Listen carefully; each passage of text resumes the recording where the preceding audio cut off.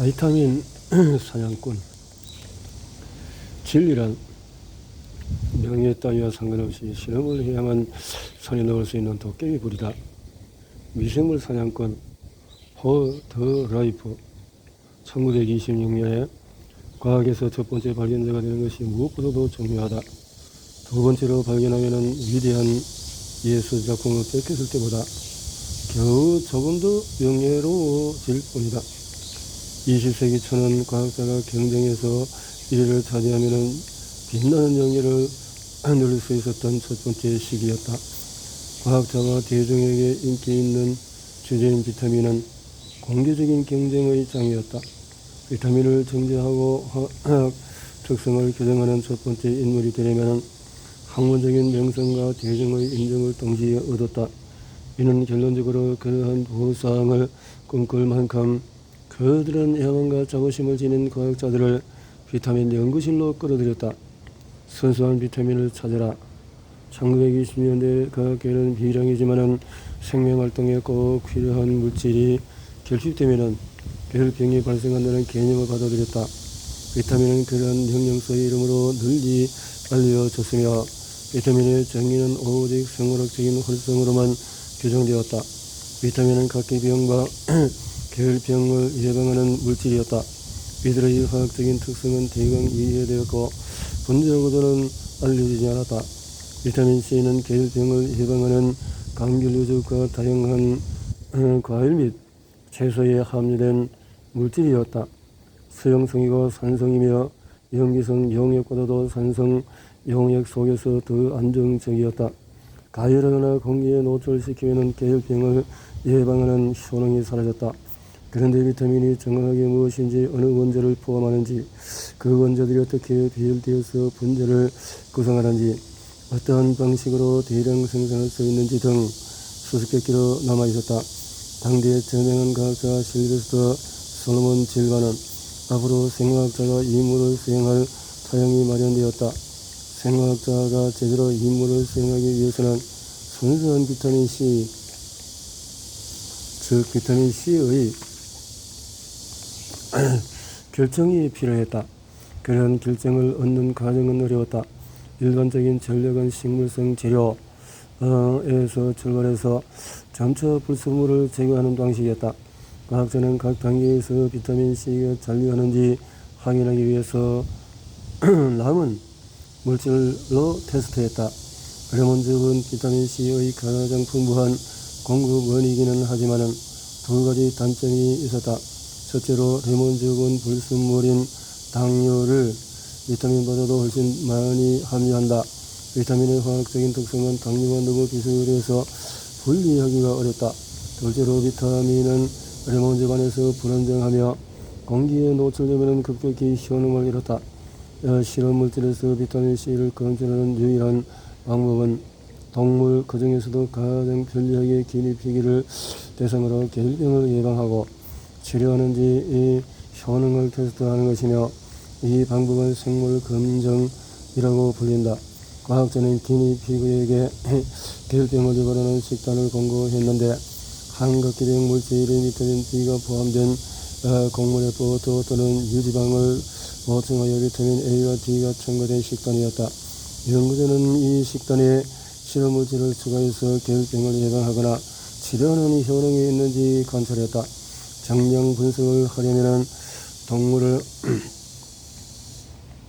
여러 그룹으로 나눈 다음에 그룹마다 실험물질을 제각기 다른 양으로 공급해야 했다. 기니피그가 결핍병에 걸리는데 3, 4주가 걸리므로 생물 검증은 결과를 얻기까지 시간이 소요되었다. 게다가 결과도 부정확하고 비용도 많이 들었지만 실험물질이 무엇인지 밝히는 화학분석법이 개발되기 전까지는 연구자가 선택할 대안이 없었다. 유럽과 미국에 설립된 두 연구소가 이 문제를 정면으로 공격했다. SS 질바는 1918년 런던 리스터 연구소에서 비타민 C 연구를 시작했다. 15년간 연구한 끝에 레몬즙에서 비타민 C를 정제할 뻔했지만 목표에 도달하지 못했다. 레몬즙에서 고형물을 거르고 그 연산 침전을 제거하면 남은 용액에 비타민 C가 잔류했다. 좋은 조건에서 용행의 다양한 불순물을 순차적으로 진전시키며 그는 거의 순수한 비타민 C를 얻었다. 그러나 비타민 C가 불안정한 상태로 남아있었던 탓에 순수한 화학물을 결정할 수는 없었다. 피츠버그 대학교의 찰스 그랜킹도 레몬즙으로 시작했다. 그는 마침내 목표를 달성했지만 공로를 인정받지 못했다. 이 이야기는 진행하려면 잠시 헝가리를 들러야 한다. 행운에 행운을 더하다가 비타민 C를 증기한 공로를 인정받은 인물은 생물학자 얼베르트 젠트 제르지였다. 그는 부다페스트 기적 가문의 중산층 가정에서 태어났으며 본명은 얼베르트 인네 센트 제르지 폰 너지로 폴턴이다. 과학자로 일하던 초기에는 이름에 폰을 붙여서 귀족 절친임을 드러내고 얼베르트 폰 제르지라고 설명했지만 얼마 지나지 않아서 그러기를 포기했다. 그의 이름은 발음이 영어로 세인트 조지에 가까우며 그는 헝가리 이름에 익숙하지 않은 사람들에게 세인트 조지라는 선에서 만족했다. 한편으로 나의 내면은 따분하지 않으나 단순하다. 센트 제르지는 사적으로 평등하지 않은 삶을 살았지만 과학자에서는 보기 드문 행운이 따르며 거듭 성과를 내었다. 1차 세계대전이 끝나고 체코슬로바키아 헝가리를 침공한 1919년 그는 아내와 딸을 데리고 유럽 전역의 도시를 오가며 임시연구직을 전전했다. 센트 제르지는 마침내 네덜란드 흐르닝안에 설립된 연구소에서 화학자로 자리를 잡았다. 이곳에서는 동물과 식물에서 일어나는 산화 반응에 관심을 가졌다. 어떤 과일과 채소는 잘린 단면이 공기에서 노출되면 갈색으로 변하지만 어떤 것은 느릿한 단면의 색이 유지되는 이유가 무엇일까라는 사소한 의문에서 출발했다. 단면의 색이 유지되는 과일과 채소를 조사한 끝에 센트 제르지는 이들 식물에서 산화 반응으로부터 과육을 보호하는 환원제를 발견했다. 당시에는 기망할 수 없었던 미지의 환원제, 즉 항산화제는 비타민 C였다. 센트 제르지는 그 물질이 호르몬이라는 완전히 잘못된 추측을 바탕으로 부신에서 똑같은 호르몬을 찾으려고 했고 결과적으로 같은 물질을 다량 발견했다.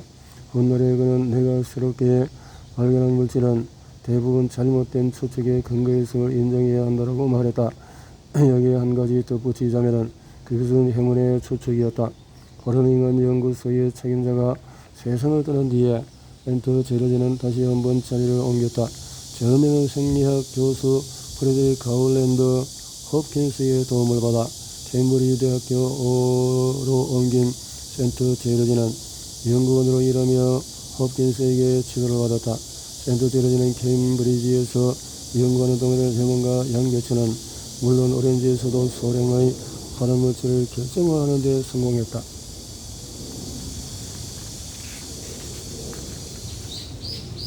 그 환원물질은 성질이 당류와 비슷한 탄수화물이었다. 이 물질이 무엇인지 몰랐던 그는 생화학 저널에 논문을 투고하면서 당류의 이름 끝에 붙이는 OSE를 활용해서 이그노제라는 명칭을 제안했다. 센트 제르지의 유명 감각은 학술지 편집자에게 통하지 않았다. 편집자는 간노드라는 명칭도 거부했다. 센트 제르지의 편집자는 마침내 핵수론자를 합의했으며 이 명칭은 물질이 탄소 원자 6개를 포함하고 산성이라는 점에서 유래했다.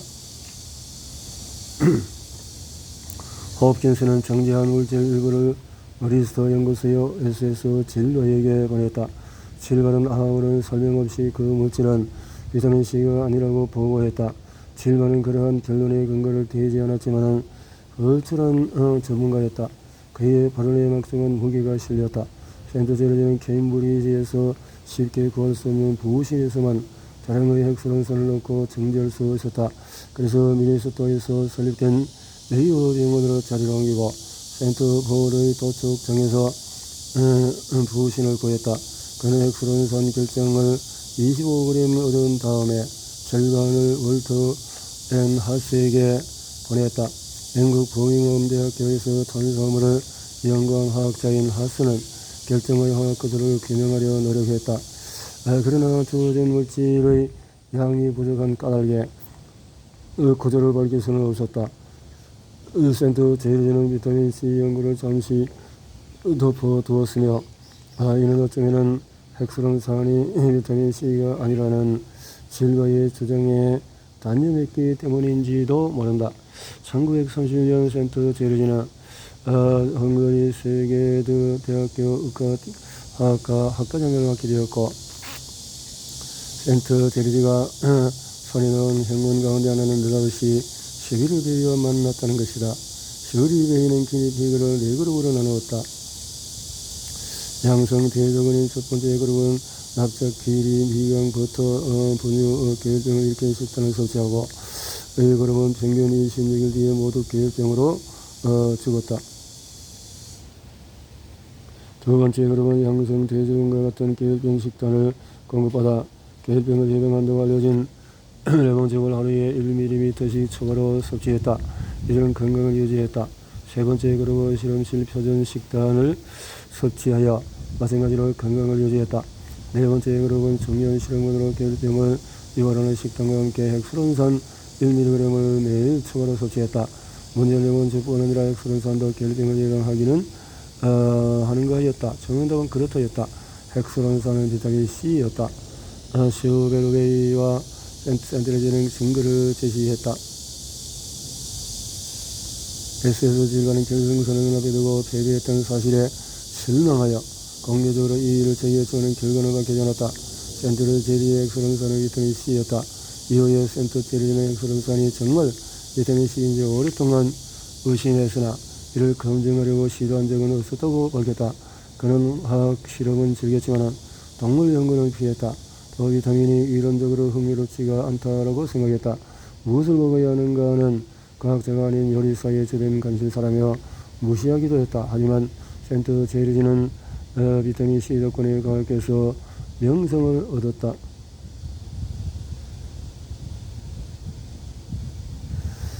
발견을 향한 뜨거운 경쟁. 센트 제리지가 슈비르 베이는 헝가리에서 연구하는 동안에 비추고 그의 찰스 그랭킹과 같은 목표, 핵수렁산이 비타민 C임을 입증한다는 목표를 쫓았다. 사실상 무승부와 다름없었던 까닭에 누가 먼저 비타민 C를 발견했는지를 두고 분쟁이 일어났다. 이들의 분쟁이 진행되는 과정을 시간순으로 정리하면 다음과 같다. 킹은 자신이 지도하던 슈비르 베이에게 핵수렁산이 비타민 C라고 잠정적으로 결론 지었다는 내용으로 3월 중순에 편지를 썼으나 논문 발표는 핵수렁산 샘플의 순도를 확신한 이후로 미뤄두었다. 어쩌면 킹은 비타민 C가 화학적으로 핵수렁산과 관련이 없으며 양귀비에서 발견되는 나르코틴 유로처라는 다른 연구자의 주장을 확인하고 싶었는지도 모른다. 킹이 슈비르 베이에게 편지를 보내기 직전인 3월 초에 슈비르 베이는 헝가리에서 전지도 교수 킹에게 편지를 써서 본인과 센트 제리지가 핵수렁산이 비타민 C임을 밝혔다고 알렸다. 그 편지는 대서양을 횡단하는 우편물 속에서 엇갈렸을 것이다. 슈비르 베이의 편지는 킹이 비타민 C 발견 우선권을 확보하기 위해 미국 학술지 사이언스의 논문을 제출하도록 자극했다. 1932년 4월 1일자로 발표된 킹의 논문은 핵수렁산과 비타민 C가 동일하다고 밝혔다. 사실상 킹이 논문을 최초로 발표했다. 그러나 사이언스에 게재된 그의 논문에는 실험에 관한 세부 사항이 실리지 않았다. 킹은 한 달 뒤인 1932년 5월 9일에 실험에 관한 세부 사항을 포함한 완전한 원고를 제출했다. 센트 제리는 킹의 편지를 보자마자 유럽의 사이언스에 해당하는 학술지 네이처의 논문을 서둘러 제출했다. 이 논문은 1932년 4월 16일에 발표되었으며 킹과 마찬가지로 핵수렁산이 비타민 C라는 결론을 내렸을 뿐만 아니라 그런 주장을 뒷받침하기 위해서 슈비르 베이의 기니피그 생물 검증 결과를 포함했다. 센트 제르지와 시비르 베이는 킹의 논문이 발표되고 한 달이 채 지나지 않아서 엑스런산이 한계병인이라는 증거를 처음으로 분명히 발표했다. 킹은 위의 연대기에 이의를 제기했다. 그는 사이언스에 편지를 보내기 전에 사실상 실험을 마쳤다고 말했다. 킹이 빼앗겼다고 느끼는 심정은 이해가 간다. 그는 수정과 비타민 C를 정지하며 끈질기고 신중하게 연구했다. 그가 결정선에 이의로 들어갔다면 고작 2주 늦었을 뿐입니다. 킹이 피츠버그에서 연구에 전념하는 동안에 센트 제르지는 실력이 뛰어난 만큼 행운도 따른 덕택에 정답에 도달했다. 흔한 이야기이다. 과학자는 운도 좋아야 하지만 널리 인정 얻으려는 운을 이용할 판단력과 사고력, 추진력이 있어야 한다. 센트 제르지는 이를 전부 가진 인물이었다. 이후에 인터뷰에서 시우베비르 베이는 헝가리로 건너간 동기나 사건이 일어난 정확한 순서를 언급하지 않았다. 몇몇 사람의 추측에 따르면 시비르 베이는 엑스런산이 비타민 C라고 추정했으나 킹의 연구에서 순수한 엑스런산을 얻을 수 없어서 좌절했다. 그래서 킹의 연구실을 떠나서 순수한 엑스런산을 보유한 센트 제르지에게 합류했다. 킹은 아마도 자신이 지도하던 학생에게 뒤통수를 맞았다고 생각했을 것이다. 이 논쟁은 사건과 관련은 모든 사람에게 지울 수 없는 상처를 남겼다. 센트 제르지는 미국 대중매체에서 성과 강탈자라고 언급된 이후에 미국 대중을 상대로 편안하게 이야기하지 못했다. 킹은 악감정을 품은 채 여생을 살았고 시비르 베이는 난가의 성과를 가로챘다고 의심받는 센트 제르지를 위해서 해명하지 않았다.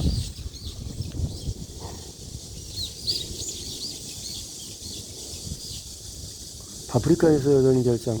센트 제르지와 킹은 엑스런산이 항계혈병물질인 비타민 C라는 것은 입증했지만 비타민 C의 화학적인 구조는 여전히 알지 못했다.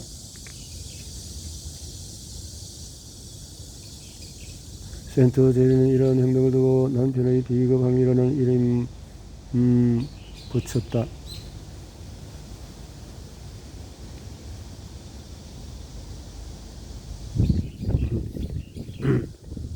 센트 제르지. 이 이야기가 사실이든 아니든 파프리카는 비타민 C를 풍부하게 함유한다고 증명이 되었다.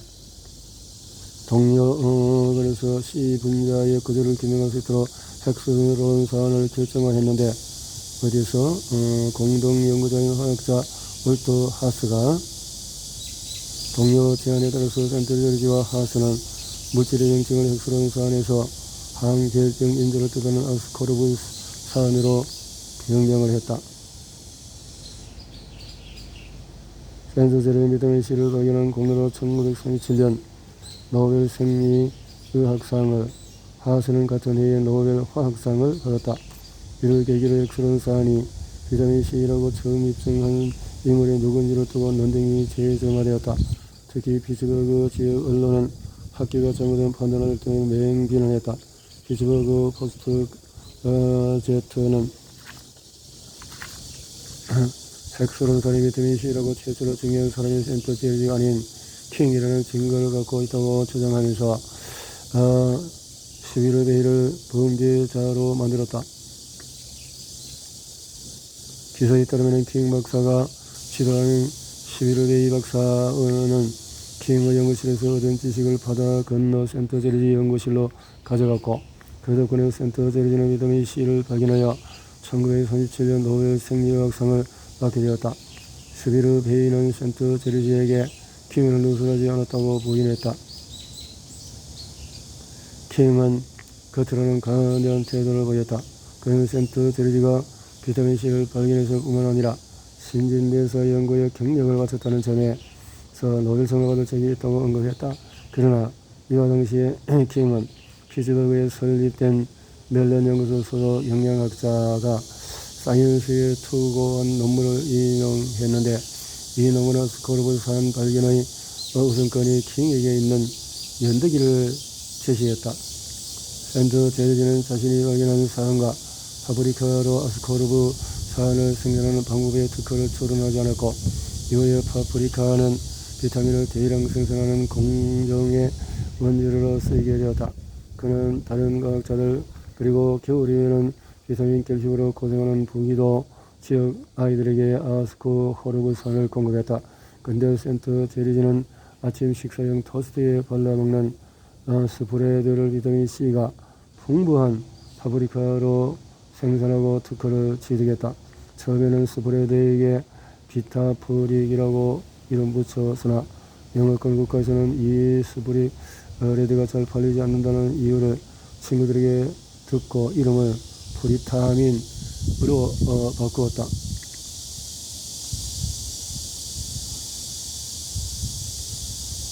프릭 괴물이라는 뜻이고 부정적인 의무지가 되니까 센트 제르지는 비타민의 이점을 널리 알리기 시작했다. 영양학 연구를 비하하던 그는 여러 건강 문제에 현실적으로 비타민 C를 냈으며 방향을 틀었다. 센트 제르지는 비타민 C 연구를 성공적으로 마친 뒤에 후속 연구를 진행하며 다양한 음식에서 발견되는 항산화물질 바이오플라보노이드에 주목했다. 찰스 클랭킹은 콜ум비아 대학교로 자리를 옮겨 생화학 분야에서 뛰어난 업적을 쌓았다. 이 이야기는 과학 연구에 운이 미치는 영향을 보여주는 좋은 사례이다.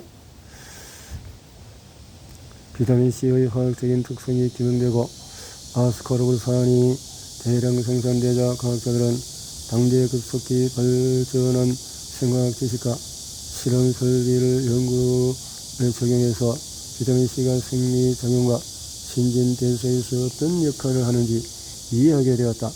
이는 증상과학으로 과학적인 시도에 내재한 영향력을 보여준다.